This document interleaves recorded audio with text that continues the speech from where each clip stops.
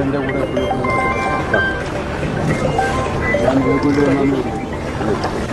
വന്നാൽ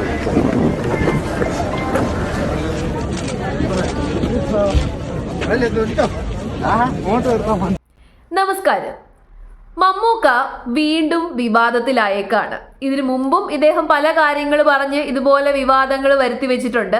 പിന്നെ വിവാദത്തിലായേക്കാണ്. അദ്ദേഹത്തിനെതിരെ ഇപ്പോൾ വ്യാപക സൈബർ ആക്രമണമാണ് നടന്നുകൊണ്ടിരിക്കുന്നത്. മെയിനായിട്ട് ഇടതുപക്ഷ മുന്നണിയിൽപ്പെട്ടിട്ടുള്ള ആൾക്കാരാണ് അദ്ദേഹത്തെ സൈബർ ആക്രമണം ചെയ്തുകൊണ്ടിരിക്കുന്നത്. അതിന് റീസണാണ് ഞാൻ ആദ്യം കാണിച്ച ക്ലിപ്പിലുള്ളത്. അപ്പോൾ കഴിഞ്ഞ ദിവസം വയനാട് ടൗൺഷിപ്പ് സന്ദർശിക്കാൻ വേണ്ടിയിട്ട് മമ്മൂക്ക പോയിരുന്നു.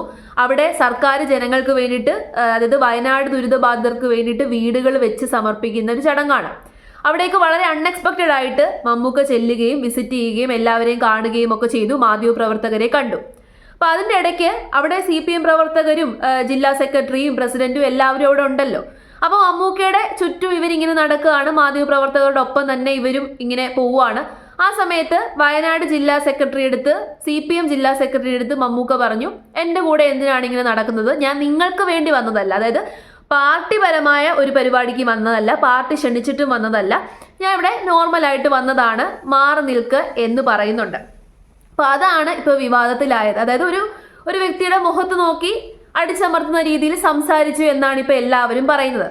അപ്പോൾ ഈ ഒരു വിഷയത്തിൽ എനിക്ക് ഒരു കാര്യം തോന്നിയത്, അങ്ങനെ മാധ്യമങ്ങളുടെ മുമ്പിൽ വെച്ച് എടുത്തടിച്ചതുപോലെ സംസാരിക്കേണ്ട എന്നെനിക്ക് തോന്നി. അദ്ദേഹത്തിന് അതൃപ്തി ഉണ്ടായിരുന്നുണ്ടെങ്കിൽ അദ്ദേഹത്തിൻ്റെ ചെവിയിൽ പറയാമായിരുന്നു.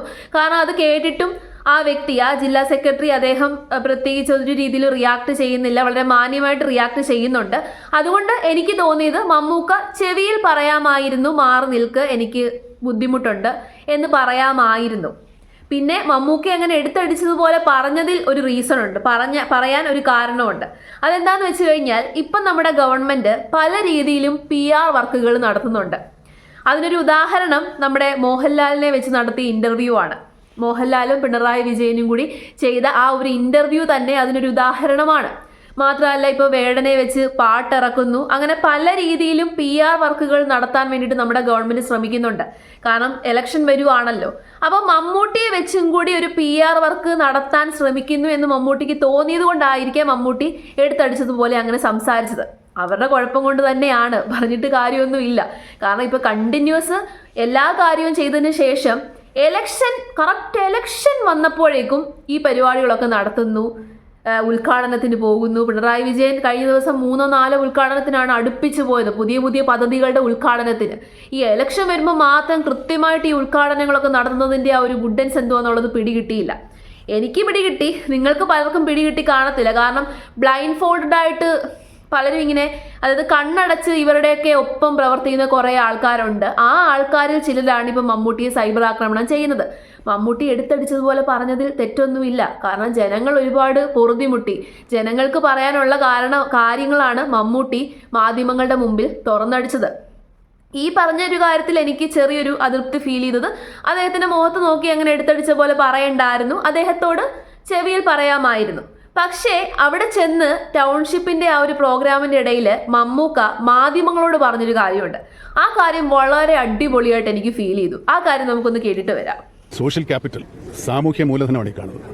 നമ്മുടെ മറ്റുള്ളവരോടുള്ള അനുതാപവും സഹതാപവും ഉണ്ടെന്നുള്ളത് കേരളത്തിലാണ് ഏറ്റവും കൂടുതൽ സോഷ്യൽ ക്യാപിറ്റൽ ഉള്ളത്. അതിൻ്റെ ഏറ്റവും വലിയ ഉദാഹരണം മനുഷ്യനെ ഭക്ഷണം, വസ്ത്രം, പാർപ്പിടം, ഇതാണ് നമുക്ക് പ്രാഥമികമായിട്ട് ആവശ്യമുള്ളത്.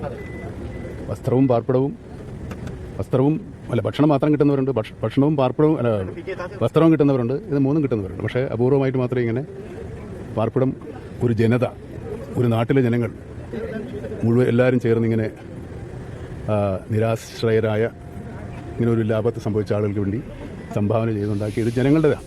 അപ്പോൾ നമ്മുടെ ജനങ്ങളുടെ മനസ്സാണ് ഈ കാണുന്നത്. കേരളത്തിലെ ജനങ്ങളിൽ നിന്ന് പിരിച്ച കാശാണല്ലോ സർക്കാർ കൊടുക്കുന്നത്.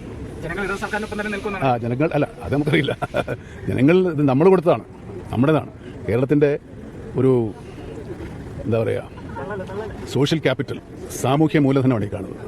നമ്മുടെ കണ്ടില്ലേ, അടിപൊളി റിപ്ലൈ ആണ്. ഈ ഒരു റിപ്ലൈ സർക്കാർ വൃത്തങ്ങളൊന്നും പ്രതീക്ഷിച്ചില്ല. അതുകൊണ്ടാണ് ശരിക്കും പറഞ്ഞു കഴിഞ്ഞാൽ ഇപ്പൊ മമ്മൂട്ടിക്കെതിരെ സൈബർ ആക്രമണം നടത്തുന്നത്. എന്തും തുറന്നു പറയാൻ ഒരു രീതിയിലും മടി കാണിക്കാത്തൊരു വ്യക്തിയാണ് മമ്മൂട്ടി. ഇതിനു മുമ്പും മമ്മൂട്ടിയുടെ കയ്യിൽ നിന്ന് നമ്മുടെ സർക്കാരിന് ഒരു അടി കിട്ടിയിട്ടുണ്ട്. എപ്പോഴാണെന്ന് അറിയാമോ? അതിദാരിദ്ര്യത്തിൽ നിന്ന് മുക്തമായി എന്ന് പറഞ്ഞുകൊണ്ട് ഒരു പ്രോഗ്രാം നടത്തിയായിരുന്നു. കേരളം നമ്പർ 1 ആയി, ഇപ്പൊ ദാരിദ്ര്യമില്ല എന്നുള്ള രീതിയിലുള്ളൊരു സംഭവം ഉണ്ടായിരുന്നു. അതിനെ വെച്ചിട്ട് ഒരു പ്രോഗ്രാം നടത്തിയായിരുന്നു നമ്മുടെ സർക്കാർ. അന്ന് ചീഫ് ഗസ്റ്റ് ആയിട്ട് ക്ഷണിച്ചത് മമ്മൂട്ടിയാണ്. അപ്പോൾ ആ സമയത്ത് മമ്മൂക്ക അവിടെ നടത്തിയ ഒരു പ്രസംഗം, ആ പ്രസംഗത്തിൽ അദ്ദേഹം പറയുന്നുണ്ട്, അതിദാരിദ്ര്യത്തിൽ നിന്ന് മാത്രമാണ് കേരളം മുക്തമായത്, എന്നാലും ഇപ്പോഴും ദാരിദ്ര്യമുണ്ട്. അതായത് ആ പ്രോഗ്രാമിൽ മൊത്തത്തിൽ അങ്ങ് ദാരിദ്ര്യത്തിൽ നിന്ന് മുക്തമായി എന്നുള്ള രീതിയിലായിരുന്നു ആ പ്രോഗ്രാം നടത്തിയത്. ആ സമയത്ത് സർക്കാരിനോട് ഒരു അടി എന്നുള്ള രീതിയിൽ മമ്മൂക്ക പറഞ്ഞു, അതിദാരിദ്ര്യത്തിൽ നിന്ന് മാത്രമാണ് മുക്തമായത്, ദാരിദ്ര്യം ഇപ്പോഴും കേരളത്തിലുണ്ട് എന്ന്. അതേ സെയിം സാധനമാണ് ഇവിടെയും മമ്മൂക്ക പറഞ്ഞത്. സത്യമല്ലേ? ഇത് സർക്കാർ ജനങ്ങൾക്ക് കൊടുത്തതാണോ ഈ ടൗൺഷിപ്പ്? അല്ലെങ്കിൽ സർക്കാർ വയനാട്ടിലെ ജനങ്ങൾക്ക് കൊടുത്തതാണോ ഈ ടൗൺഷിപ്പ്? അല്ല. അന്ന് വയനാട്ടിലെ ദുരന്ത ബാധിതരുടെ ദുരിതം കണ്ട് കേരളത്തിലുള്ള നല്ല ജനങ്ങൾ, കേരളത്തിലുള്ളവർ മാത്രമല്ല, തമിഴ്നാട്ടിൽ നിന്നും കർണാടകയിൽ നിന്നും പിന്നെ ഒരുപാട് സിനിമാ താരങ്ങളുമൊക്കെ സർക്കാരിൻ്റെ അക്കൗണ്ടിലേക്ക് കൊടുത്ത ഫണ്ട്, ആ പൈസയിൽ നിന്നാണ് ഈ വീടുകളൊക്കെ വെച്ചിരിക്കുന്നത്. ആ പൈസയിൽ നിന്നാണ് വയനാട് ടൗൺഷിപ്പ് എന്ന് പറയുന്ന ഒരു പദ്ധതി തന്നെ ഉണ്ടായത്.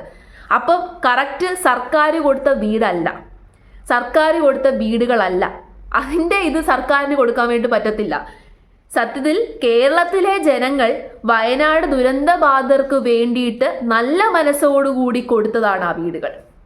അതാണ് ശരിയായിട്ട് ഉപയോഗിക്കേണ്ടത്.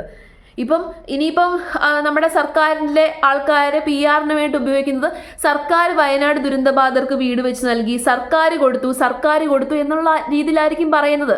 അവിടെയാണ് മമ്മൂട്ടിയുടെ ഈ ഒരു വാക്കിന് പ്രസക്തി ഉണ്ടാകുന്നത്. അതായത് സർക്കാർ കൊടുത്തതല്ല, ജനങ്ങൾ കൊടുത്തതാണ്. ജനങ്ങളുടെ നല്ല മനസ്സുകൊണ്ട്. നമ്മുടെ കേരളത്തിലെ ജനങ്ങൾ അങ്ങനെയാണ്. അതായത് സോഷ്യൽ ക്യാപിറ്റൽ കൂടുതലുള്ളത് കേരളത്തിലാണെന്ന് പറയുന്നത് വളരെ കറക്റ്റാണ്. കേരളത്തിലെ ജനങ്ങൾ അങ്ങനെയാണ്. നമ്മുടെ നല്ല മനസ്സുകൊണ്ട് അവർക്ക് വേണ്ടിയിട്ട് വീട് വെക്കട്ടെ എന്നുള്ള രീതിയിൽ സർക്കാരിൻ്റെ കയ്യിൽ കൊടുത്ത പൈസയാണ്. ആ പൈസയ്ക്ക് കൃത്യമായിട്ടുള്ള കണക്കുകൾ പോലും ഇല്ല. ആ പൈസയിൽ എത്ര രൂപ ഇതിനു വേണ്ടിയിട്ട് ചെലവാക്കിയെന്ന് പോലും ഇതുവരെ ജനങ്ങളുടെ മുമ്പിൽ പറഞ്ഞിട്ടില്ല. അപ്പം ആ പൈസ പകുതി മുക്കി എന്നൊക്കെ പണ്ട് ഒരു വലിയ വിവാദം ഉണ്ടായിരുന്നു. ആ വിവാദമൊക്കെ അങ്ങ് മറഞ്ഞുപോയി. പക്ഷേ എന്നിരുന്നാലും ജനങ്ങൾ വയനാട് ദുരന്ത ബാധിതർക്ക് വേണ്ടിയിട്ട് സമ്മാനിച്ചതാണ് ആ ടൗൺഷിപ്പും ആ ടൗൺഷിപ്പിലുള്ള വീടുകളും. അതാണ് കറക്റ്റായിട്ടുള്ള വേർഡ്. അപ്പോൾ അതിൻ്റെ ഇത് പറ്റാൻ വേണ്ടിയിട്ട് ആരും വരണ്ട. ഇപ്പം നിങ്ങൾ ശ്രദ്ധിച്ചാൽ മതി, ഇപ്പോൾ ഒരു 2-3 ദിവസങ്ങളായിട്ട് കുറേ പദ്ധതികളുടെ ഉദ്ഘാടനം നടത്തുന്നു, കുറേ കാര്യങ്ങൾക്ക് വേണ്ടിയിട്ട് പിണറായി വിജയൻ പോകുന്നു, അദ്ദേഹം അവിടെ നടക്കുന്നു, പിന്നെ മോഹൻലാലുമായിട്ട് ഇൻ്റർവ്യൂ വെക്കുന്നു. ആ ഇൻ്റർവ്യൂ പൊട്ടി. ആ ഇൻ്റർവ്യൂവിൻ്റെ ട്രെയിലർ ഇറങ്ങിയപ്പോൾ തന്നെ ആ ഇൻ്റർവ്യൂ പൊട്ടി. കാരണം എന്താണ്? നമുക്ക് മനസ്സിലായി അത് PR ആണ് എന്ന് കറക്റ്റായിട്ട് മനസ്സിലായി.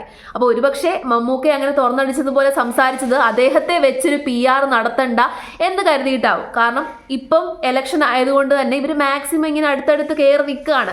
ഒരു ഫോട്ടോ വന്നു കഴിഞ്ഞാൽ നല്ലതല്ലേ?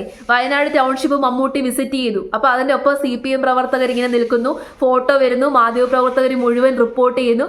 അങ്ങനെ ഇപ്പോൾ എന്നെ വെച്ച് PR ചെയ്യണ്ട എന്നാണ് മമ്മൂക്ക പറഞ്ഞത്.